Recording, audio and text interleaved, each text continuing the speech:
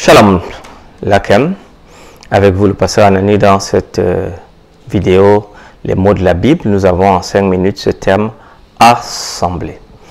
Assembler est généralement la traduction de deux termes. Vous avez de l'Ancien Testament le kahal qui signifie assembler, et vous avez l'acception grecque du Nouveau Testament et de l'Ancien Testament de la Septante qu'on appelle ecclésia.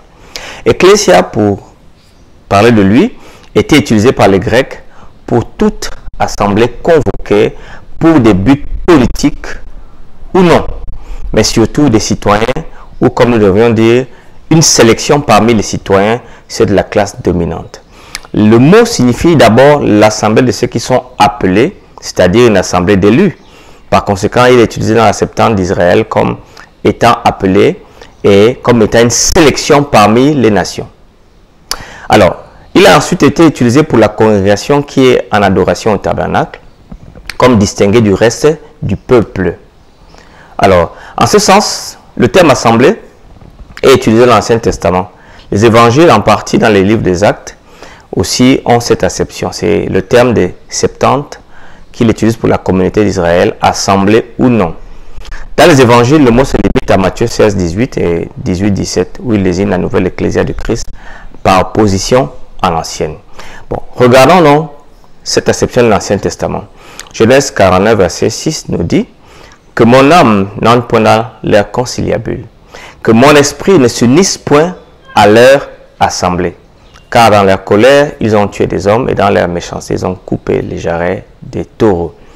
Alors, dans l'adoration, au temple, le 107 verset, Somme 107, verset 31 à 32, qu'il loue l'Éternel pour sa bonté et pour ses merveilles en faveur des fils de l'homme, qu'il l'exalte dans l'assemblée du peuple et qu'il célèbre dans les réunions des anciens.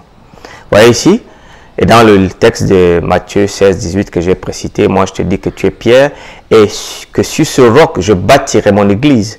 Et dans Matthieu 18, verset 17, s'il refuse de les écouter, dis-le à l'église, et s'il refuse aussi d'écouter l'église, qu'il soit pour toi comme un païen. Ici, c'est dans le sens du corps des croyants. N'est-ce pas? Dans les épîtres pauliniennes, le Saint-Esprit utilise le mot et l'élève dans un sens bien plus élevé, à savoir de l'élection spéciale des Juifs et des gentils, les constituant en tant que membres du corps spirituel de Christ en une nouvelle ecclésia ou assemblée. C'est un sens dans lequel il n'avait jamais été utilisé auparavant dans ce sens spirituel. De même, le terme synagogue doit se traduire par assemblée. Dans l'Ancien Testament, le kahal est traduit 162 fois par ecclésia, traduit parfois synagogue et 34 fois. Vous avez des textes comme Proverbes chapitre 21 verset 16, Jérémie 26 verset 14, Jérémie 44 verset 15, et vous avez par ecclésia 70 fois Deutéronome 9 verset 7, Deutéronome 18 verset 6, Deutéronome 23 verset 2 à 3, ainsi de suite. L'église des premiers-nés, dont les noms sont inscrits dans les cieux, les anciennes l'église ou aussi l'église dans un sens absolu, sans autre désignation, constitue, comme dans l'Ancien Testament, l'assemblée de l'Éternel. Nombre 27, verset 17, Acte 20, verset 28, Somme 89, verset 5. Comment appliquons-nous donc ce terme? Ce terme, le terme kahal, ecclésia, s'applique d'abord à une réunion quelconque, comme nous avons vu, soit religieuse, soit politique, soit autre réunion, car il vise la même réalité d'une assemblée. Genèse chapitre 49, verset 6 que nous avons lu, le Somme 22, verset 16, Acte 19, verset 32.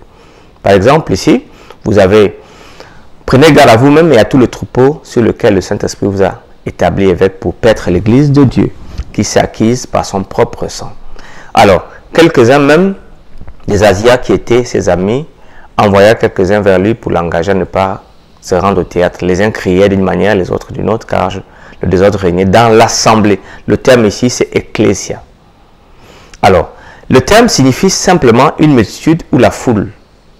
Le peuple assemblé d'Israël, Exode chapitre 7, verset 3, Nombre 10, verset 3, mais aussi, dans un sens le plus habituel, une assemblée religieuse. Le nom ecclésia est utilisé par le Christ, alors qu'il était sur la terre, de la compagnie de ses adhérents dans n'importe quelle ville ou village, Matthieu 18, verset 17, tout le corps des chrétiens dispersés sur la terre collectivement, tous ceux qui adorent et honorent Dieu et Christ en quelque lieu que ce soit. Et peut-être même l'évangéliste utilisait ten ecclésian, bien que le Christ ait pu dire ten basileam, son royaume. Et en fait, l'église de Dieu est le royaume de Jésus. Le nom est transféré à l'assemblée des fidèles chrétiens déjà morts dont les noms sont inscrits au ciel. Hébreux 12, verset 23. L'Église de Jésus-Christ qui est dans tout le temps écrit assemble l'ensemble de ceux qui sont en Jésus-Christ. L'Église également biblique est une assemblée de ceux qui ont répondu à l'appel du Seigneur et qui se retrouvent en étroite communion fraternelle avec lui. Restons connectés, car jeudi nous allons discuter du terme important, astre. Soyez bénis par le Seigneur qui a fait les cieux et la terre.